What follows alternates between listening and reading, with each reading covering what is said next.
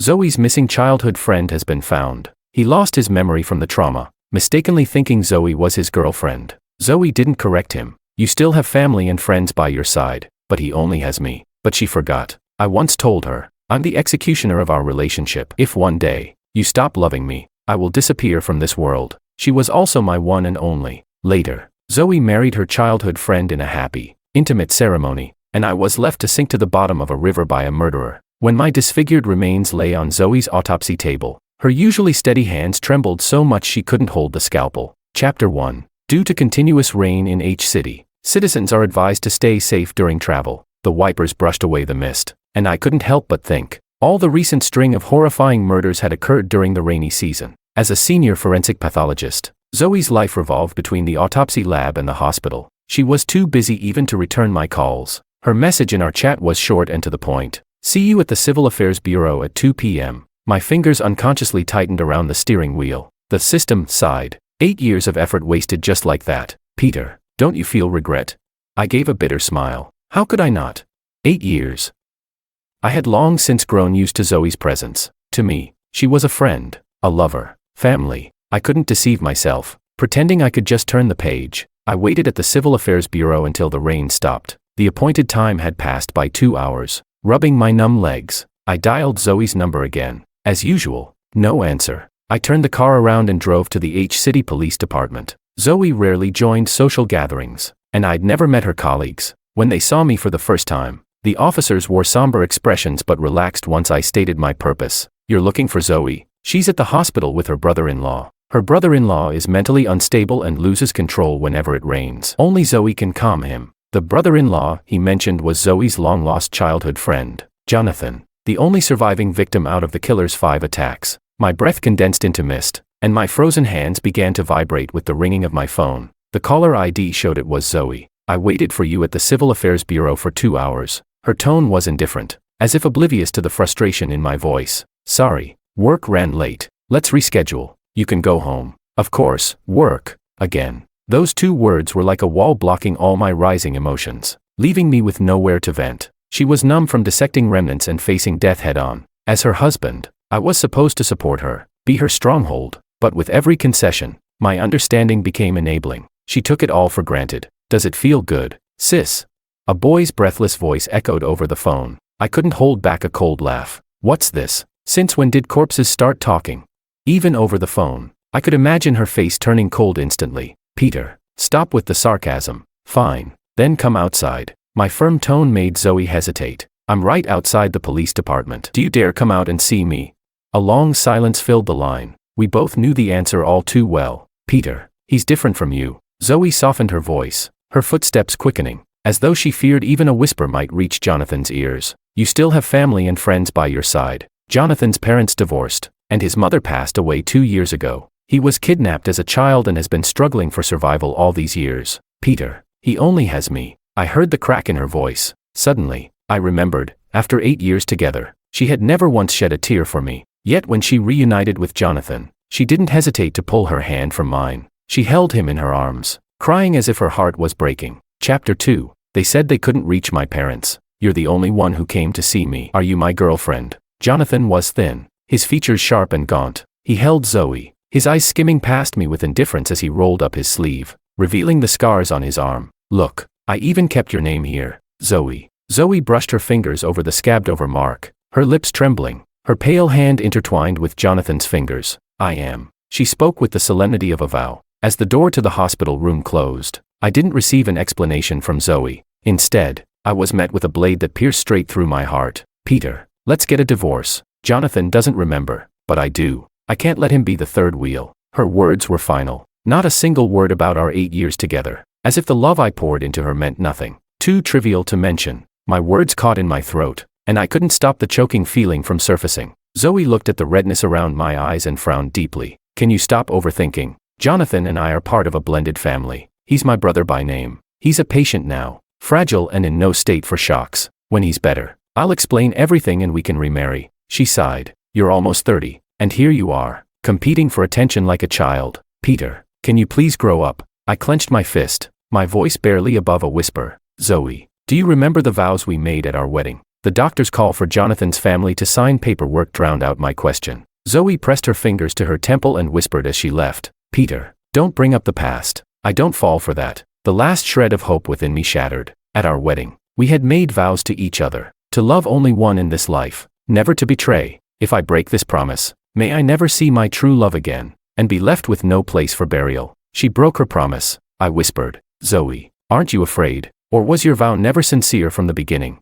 Chapter 3. My thoughts were a tangled mess. Listening to the rain, I asked, "Zoe, when are we getting a divorce?" "What?" Zoe's voice on the phone was laced with barely concealed surprise. "When are we getting a divorce? You finally came around." Her tone was complex, hovering between surprise and something like shock. "I figured it out. We'll get divorced, and then I'll never see you again." "Are you insane?" The reprimand slipped out of her mouth, her tone harsh. "Peter, stop making jokes with no sense of boundaries." Zoe rarely spoke sharply. Only when truly provoked would she use my full name. In the past, I dreaded making her angry. I feared that if she stormed off, I would never find her again. I'm not joking, but I'm not afraid anymore. Once a mirror is shattered, no one bothers to pick up the pieces. My resolute words clearly infuriated Zoe. "We'll divorce. And then what? Where will you go? Back to the mother who abandoned you? Or the father who's ignored you for 8 years? Face reality. Who would accept someone from a broken family?" Realizing her words, she abruptly fell silent. I gave a bitter laugh,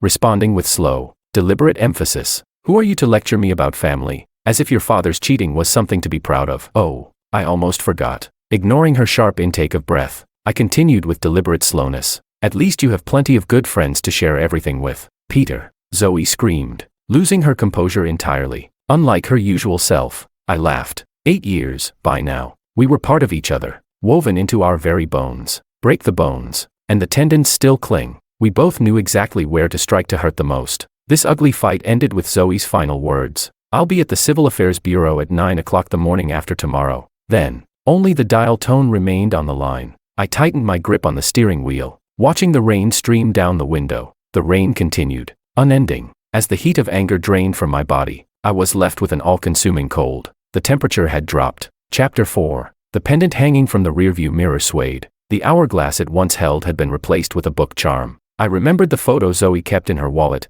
Jonathan held the same book in that picture. Even the title was identical. Every part of my past had been overtaken by someone else. In the end, she couldn't even keep the past separate from the present. The car behind me blared its horn, jolting my eardrums. The system murmured timidly, "Peter, you took the wrong road." I snapped out of my daze, realizing my vision was blurred with tears. The only one trapped in the past had always been me. "Peter, my eyes are only set on the future." Zoe's words echoed in my mind. Her gaze was always fixed forward. She was never satisfied. Pulling over, I reclined in my seat and took out a cigarette I hadn't touched in years. The smoke drifted out the window, mingling with the rain as I stood outside until the embers died. I couldn't tell if the wetness on my face was from tears or rain, but I wiped them away all the same. April 13th. That was the date Zoe had set for our divorce. It was also my birthday. My family always said that my birth was the beginning of their misfortune, a loveless couple bound by my existence, stuck torturing each other in a marriage. My first birthday was celebrated with Zoe by my side. She baked a cake for me herself,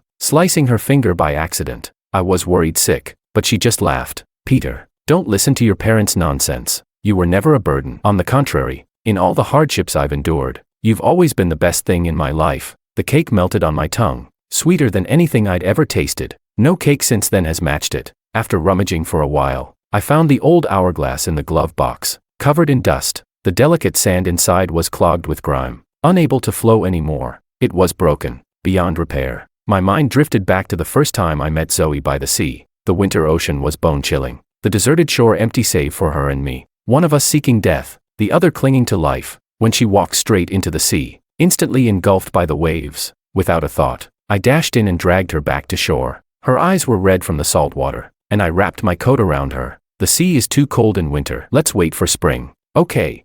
At that time, she had just been placed into a blended family, and her brother's disappearance had brought nothing but blame upon her. She told me that I was the one who let her see another spring. After that, she moved into my cramped apartment on a monthly salary of $4,000. I supported her through grad school until she became a leading forensic expert. She was once my miracle, but even the deepest love couldn't stand the test of time. "System, help me leave this world. I want to go home." The car turned onto an unfamiliar road, and I absent-mindedly opened the navigation. "Hello." I am your voice assistant. Welcome to your navigation experience. My hand froze on the steering wheel. The familiar male voice now seemed oddly unsettling, as though I had just heard it recently. Miss, a camera is up ahead. Please slow down for safety. The voice calling her Miss sent chills down my spine. I finally remembered who the voice belonged to. It was Jonathan. This car was my coming-of-age gift to Zoe. On her first day of driving it, she had installed this very voice. Zoe. I laughed bitterly. You really do love him to the core. Relying on the fact that I'd never met Jonathan,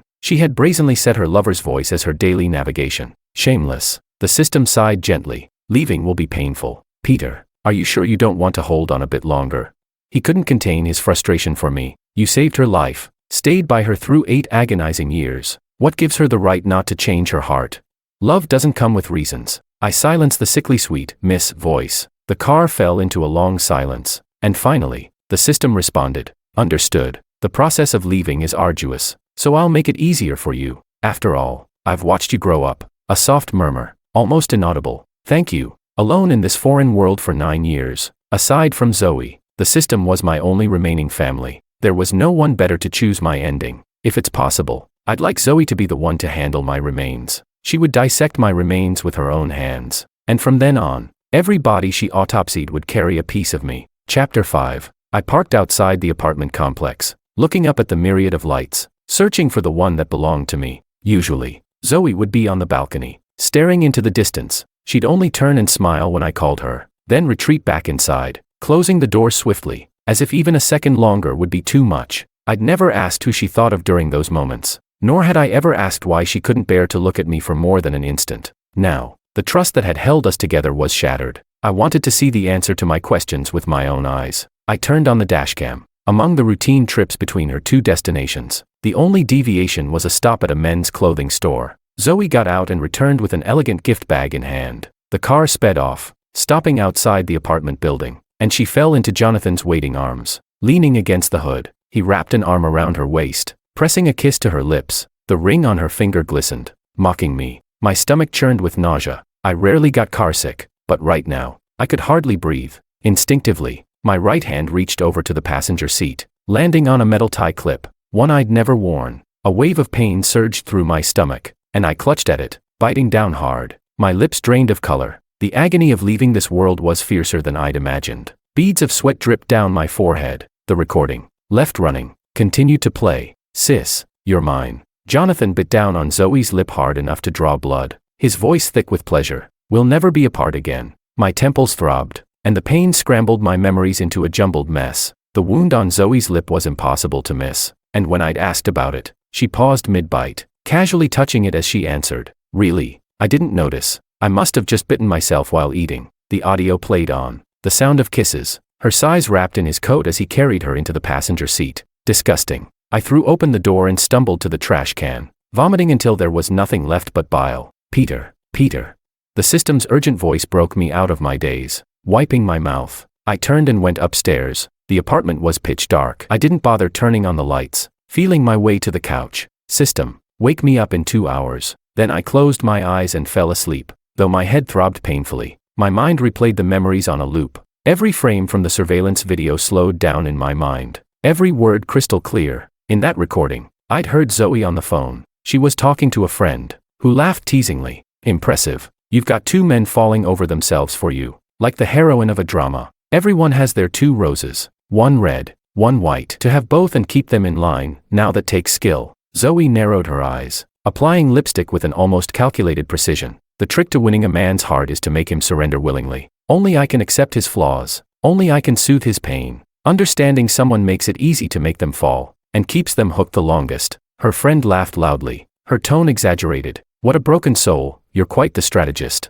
Zoe. A broken soul. She was talking about my family, about the abuse Jonathan had suffered, things we'd both endured without fault, and yet we were marked as damaged goods. At that moment, disillusionment washed over me. The warm love I once held turned ice cold. Heartbreak wasn't about parting, it was realizing that the one you loved wore a mask you'd never truly seen. The process of disconnecting from the system began, and I hadn't felt a fever in so long. As I rummaged through the empty medicine cabinet, I recalled that ever since Jonathan's return, Zoe kept the medication with her. Once it ran out, she hadn't bothered to restock it. I thought I'd buy some myself when I felt better, but one day turned into 3. And soon, the day of our divorce arrived. Feeling the heat on my forehead, I sighed in resignation. Zoe was eager for the divorce, and I didn't want to delay it either. Dying without divorcing her would mean being buried as her beloved. How absurd. I didn't want my journey to the afterlife sullied. I was in northwest shape to drive, so I dragged myself to wait by the curb. Kids were streaming out of school, and the traffic was jammed tight. Raising a hand weakly, I hoped a taxi would stop without me needing to shout. But before I could get a ride, my body gave in. Dizziness turned my vision black, and my thoughts slipped away. When I opened my eyes again, I tasted something sweet. A little girl with pigtails held a lollipop. Her eyes filled with concern. "Mister, are you feeling better?" My mom went to get help. "Don't worry, she faints sometimes too, but candy always helps her." She must have mistaken my collapse for low blood sugar, like her mom's. The sweetness filled my mouth, easing the pain a little. "I'm sorry, if only I had a bit more authority." The system's voice was thick with guilt, sounding like an old, malfunctioning recorder. I shook my head slightly and managed a faint smile. "I'm fine, thank you. I don't blame you," I reassured the system silently in my heart. Its voice remained filled with regret, and the ambulance siren echoed in the distance. A woman in a white dress helped me up, speaking in a calm tone. "You collapsed just now and hit your head. No wonder the back of my head throbbed. How do you feel? Do you need me to stay with you?" Gazing at her worried eyes, guilt bubbled within me. "I'm fine. I can go to the hospital on my own. Thank you for calling for help." Refusing to go to the hospital now would only worry her, so I reluctantly allowed myself to be taken. I clutched my throbbing head, feeling pain radiate through my body. As I was helped onto the ambulance, a call came through from Zoe. She usually only texted, so a call meant she was likely impatient from waiting. I looked at the caller ID with steady eyes and hung up. "Hospitalized with a fever." I tapped out the location and sent it. I had waited for her for 2 hours once. Now it was her turn. When Zoe arrived at the hospital, fuming, I was hooked up to N4, calmly reading a book I hadn't finished. She flung open the door with force, and I looked up slowly, saying, "Sorry, illness got in the way. Let's reschedule. You can go home." The flat tone in my voice made her grit her teeth. She could tell I was echoing her words from before. Her gaze fell to the 4 needle in my hand, and she sneered, trying to fake illness to gain sympathy. "Peter, can you stop being so childish?" Her reproachful stare drew a laugh from me. Maybe she hadn't fooled me with her flimsy act, but she had fooled herself. Otherwise, I couldn't imagine how she could say such things so righteously. "Peter." My laughter angered her, and she began to fix her makeup, her words coming out faster. "How many times do I have to explain? We've been together for 8 years, is that still not enough for you to trust me? Jonathan is my brother. Do you expect me to watch him suffer and do nothing? Peter, I could never be as cold-blooded as you." I closed the book in my hands. Yes, I'm cold-blooded. Cold-blooded enough to save a burden. For 8 whole years. Zoe fell silent, her hands gently cradling my face as she whispered, "You've lost so much weight." The abrupt change in her tone left me at a loss for how to respond. "I'll go buy you some porridge. Try to finish it, okay? Every time you push yourself too hard, you end up with headaches that keep you from sleeping. I work so hard to nurse you back to health. Don't put yourself through this." It had been so long since she'd shown me this kind of gentleness that, for a moment, it felt as though we had gone back to how things used to be. Back when the girl before me had eyes only for me, without shadows of anyone else. "Peter, believe it or not, I only love you. I'm helping Jonathan because I owe him. I'm just going through the motions with him. I won't really divorce you. Please, don't be mad." "All right." She closed her eyes, waiting for me to kiss her, but I only sighed and said, "Peter, remember to take a leave tomorrow. We're getting divorced." Thinking I'd relented, she didn't question the kiss I didn't give her and simply smiled. "You're my favorite." But I was only tired. The longer this dragged on, the weaker I felt. I needed to end this quickly. Ignoring the doctor's repeated warnings, I chose to be discharged. This time, neither Zoe nor I backed out. I waited for her in the driver's seat, and as she reached for the passenger door, it wouldn't budge. She looked at me, surprised, and I forced a smile. "The back seat is more comfortable." She stayed silent, choosing not to push further. At the Civil Affairs Bureau, we signed the divorce papers without a single hitch. So quick and seamless, it left the staff members stunned. As we finished, rain began to fall, lightly at first, then gathering strength. The system's voice sounded in my mind. "Peter, you'll die today. Maybe this will be the last time you see Zoe." Any last words? There was an unmistakable hope in his tone, as if he was eager to hear me let loose. I thought for a moment, then asked, "Zoe, it's raining. Do you want me to drive you home?" If she could hold on to the last shred of decency, at the very least, I would tell her in person that I was her guide,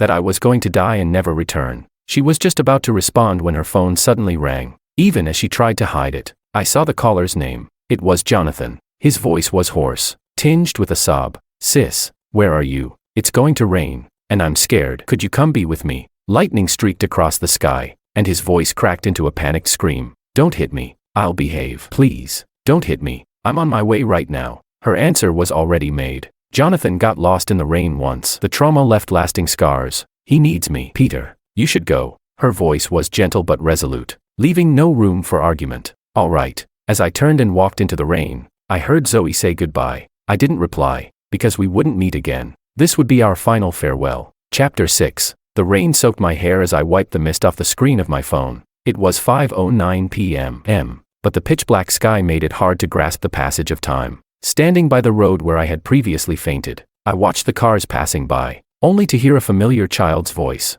"Sis, how much further? If I'm late getting home, my mom will worry." I was always sensitive to voices. I was sure I'd heard her voice before. Turning around, I saw the same child who'd given me the lollipop, but the woman holding her hand wasn't the same one in white from earlier. In that moment, I instinctively canceled the ride I'd scheduled. System. No one responded in my mind, and a chill of fear dampened my palms. If the system's words were true, and I would die today, to be autopsied by Zoe's own hands, then, could it be that my death wouldn't be an accident, but a murder?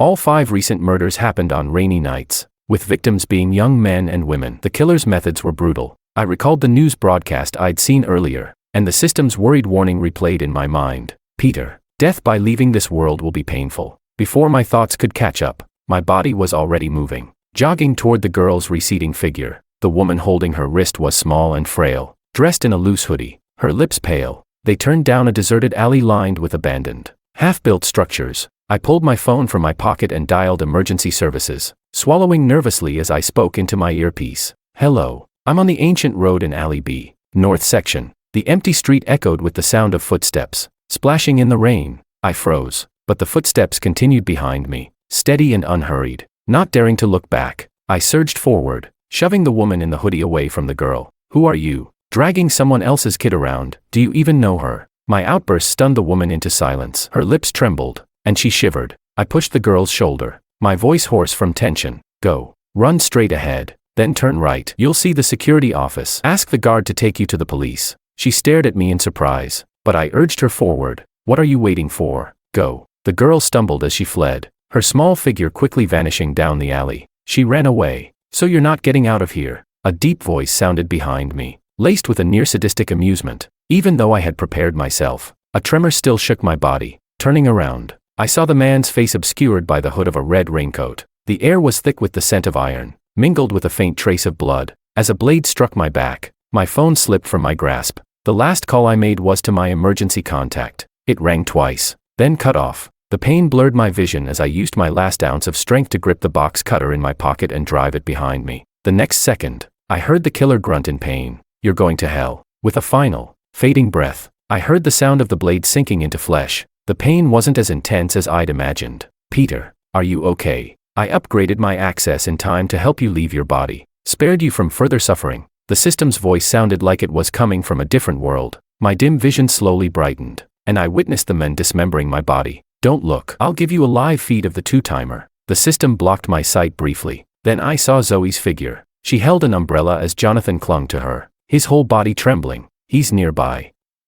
I can tell. His footsteps, his breathing, the sound of his knife slicing through flesh. Jonathan, disoriented and agitated, tightened his arms around Zoe. "Don't be afraid. I'm here. No one's going to hurt you." Pressed against Jonathan's chest, Zoe tried to soothe him, but he cut her off with a sudden kiss. They kissed passionately, oblivious to anyone else. Only 2 streets away, my dismembered body was stuffed into a car trunk, blood and flesh in a grotesque heap. "Disgusting," the system muttered, aggrieved. I watched Jonathan's possessive grip on Zoe and asked thoughtfully, "System, if the Rain Knight killer had 2 accomplices, one to lure, the other to kill, how did Jonathan, someone with no physical advantage, manage to survive?" The system fell silent. The woman who had helped the killer tonight was clearly new to this. Otherwise, she wouldn't have been so panicked, letting the girl escape so easily. So, who was the bait that had lured 3 women and 1 man to their deaths, yet remained invisible to the police's watchful eyes? Who could it be? Chapter 7. After I went missing, Zoe couldn't reach me by phone. Jonathan followed her, feigning concern. "Sis, did you do something wrong to make him angry?" Don't worry about him. He gets mad over nothing. Zoe slipped her phone into her pocket, her face expressionless, while Jonathan counted the days, murmuring, "Sis, when will we get married?" "Tomorrow." Zoe's reply was decisive. "The doctor said you can be discharged tomorrow. Then, we'll get married. By then, you should remember almost everything." Jonathan kept his gentle smile, though it didn't reach his eyes. "Do you really want me to remember everything that badly?" "Of course, after all." But Zoe's response was cut short as Jonathan continued for her. "After all, I'm your boyfriend, right?" He smiled, but his fingers clenched the bed sheet tightly. Their wedding was grand, yet the guest list was sparse. No family. Only a few of Zoe's friends attended. An extravagant wedding venue. Custom rings. Everything I once wanted to give her was now given to Jonathan instead. When Zoe and I registered our marriage, we were poor. Too poor to afford a wedding. I'd saved for 6 months to rent a pretty attic apartment. The rest of the money went into buying her a wedding dress. It was the dress of her dreams. Yet when she took the bouquet, there was no joy in her eyes. I didn't blame her. Our wedding had no family blessings, no friends celebrating. It was a modest wedding, but it was everything I could give, and yet, I still felt guilty. Guilty for not giving the girl I loved the wedding she deserved. I had once promised her, "One day, I'll throw you the grandest wedding." The promise came with a condition: as long as we never fall out of love. The flower arrangements, the dress, the renowned pianist she admired, I'd prepared them all. Zoe had inherited everything I'd arranged. Only the name on the wedding invitation had changed. "Do you, the bride, vow to take him as your husband, to love him in sickness and in health, in wealth and in poverty, forever true?" The officiant's heartfelt question made Zoe instinctively touch her finger. The ring she had just recently removed left a faint red mark. "I threw out everything belonging to that two-timer," the system announced with pride. "I erased all traces of you, photos, memories, objects. No one will remember your name except Zoe. Thank you." I couldn't stop the tears welling in my eyes. This was the promise I'd made with the system when I first arrived. Come in light, leave in peace. The mark I left in this world would be wiped away by my own hand. "I do." Zoe lowered her gaze, avoiding Jonathan's eyes. Was it guilt for betraying me, or guilt for deceiving him? I would never know. The officiant turned to Jonathan, repeating the same question. Jonathan held the bouquet, answering softly, "I." His words were abruptly interrupted by a sharp command. "Mr. Jonathan, you're under suspicion of being an accomplice in multiple murders. Please come with us." As shocked gasps filled the room, the police moved swiftly to secure the scene. "It's you." Zoe's brow furrowed, her voice stripped of the usual warmth. No wonder the rainy night killer was so elusive. It was you assisting him from behind. "Jonathan, doesn't it sicken you to help the very person who did this to you?" Jonathan sneered in response. "Listen to yourself, Zoe. And what kind of saint are you? The art of seduction is making someone fall willingly. Understanding someone is the easiest way to make them fall, and keeps them hooked the longest. Getting two men to fight over you, Zoe, doesn't that make you proud? A shameless double-crosser. How could you?" Zoe covered her mouth in shock as Jonathan repeated her own words, causing her to nearly knock over a glass in her rage. "The recording was sent to your phone by your husband. He understood me better than you did. He knew I'd never miss a single one of your messages." Jonathan grabbed the glass and threw its contents in her face. "That amnesia was all a lie. I got close to you because it was the perfect cover, hiding in plain sight as a victim to evade police suspicion. Did you really think I could ever fall for you?" His voice was as cold as ice, his gaze filled with pure hatred. "My dear sister, you were the one who lured me with promises of sweets, leaving me alone until nightfall. If it weren't for you, I wouldn't have been kidnapped, wouldn't have been trapped in that monster's house as bait for murder. You destroyed my life, so, in return, I'll make sure you suffer a fate worse than death." Jonathan's smile twisted into a grotesque sneer as the police pinned him to the ground. His crazed gaze bore into Zoe as he spoke, each word dripping with malice. "Peter won't be coming back. Peter was his target. He never misses." The wedding descended into chaos, as the soon-to-be-wed couple tore into each other with accusations. The system murmured beside me, "A real dog-eat-dog spectacle." "It's not over yet," I replied calmly. "Zoe won't believe it until she sees me with her own eyes. She's a master of self-deception." As I expected, for the next several days,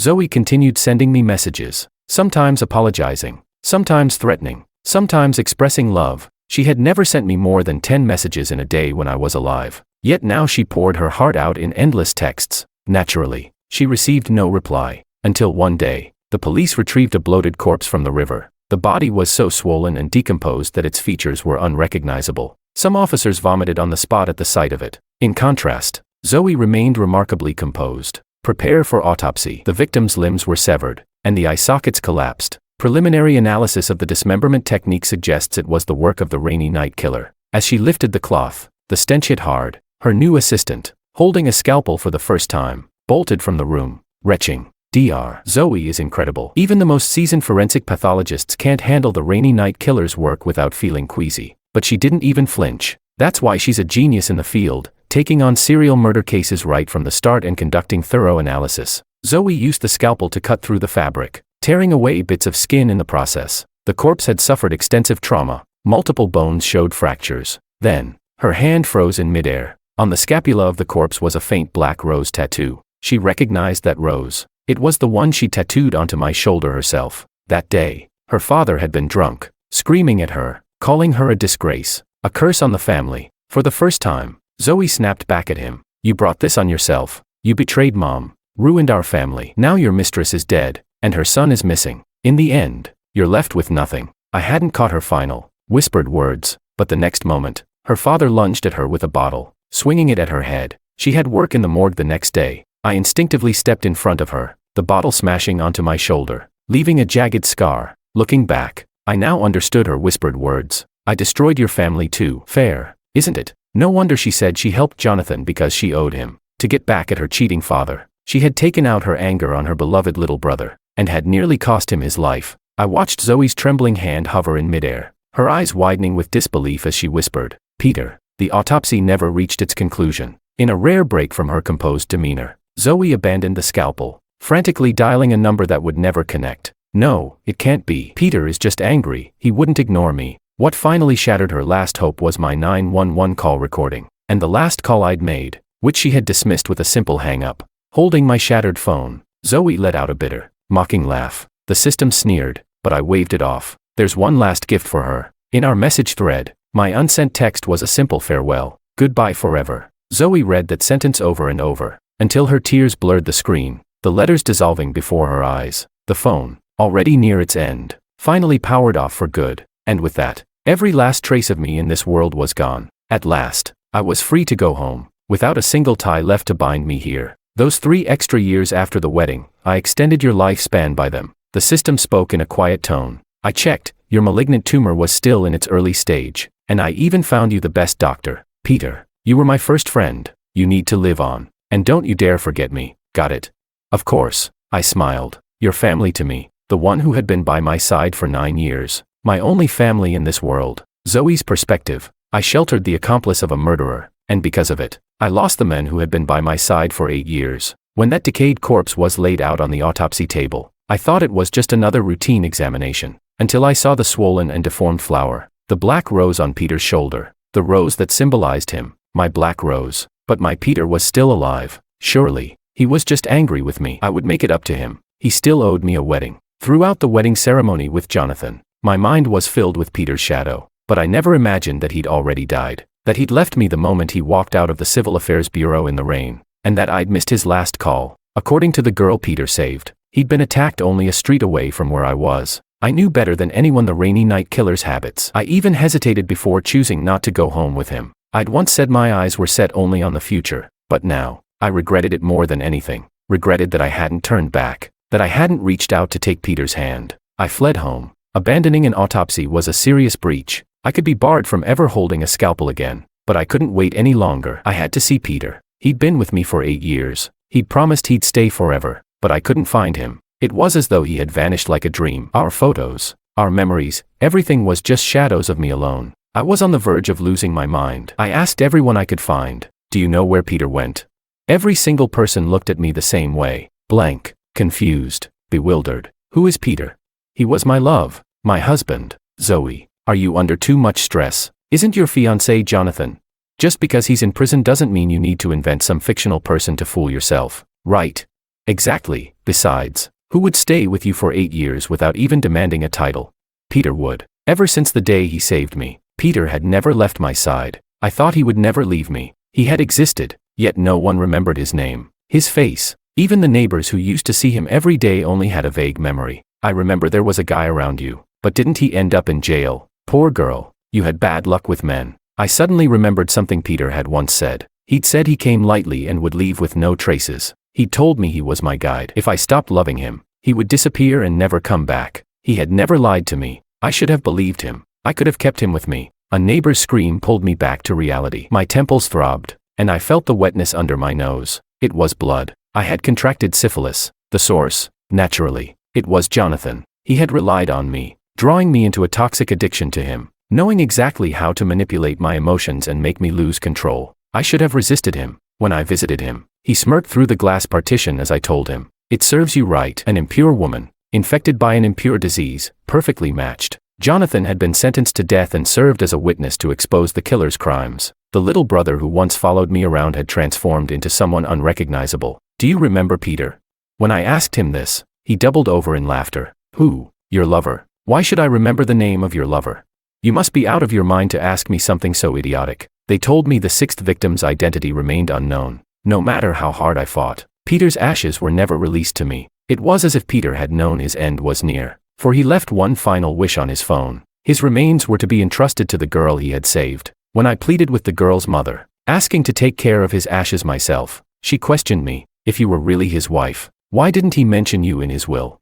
"Because Peter didn't want to see me. He'd told me, goodbye forever." In the end, I found myself back at the police station. The charge? Assault. When I fought with the woman, she had smashed a vase over my head in self-defense. As the searing pain pulsed at the back of my head, it finally dawned on me. No one would stand in front of me anymore. My condition worsened. I began to see Peter everywhere. He lived in another world, surrounded by people who cared about him. He had loving parents, encouraging friends, and a girl who would secretly place flowers on his bedside table. He never belonged to me alone. "Do you regret it?" A mechanical voice echoed beside my ear. "Yes.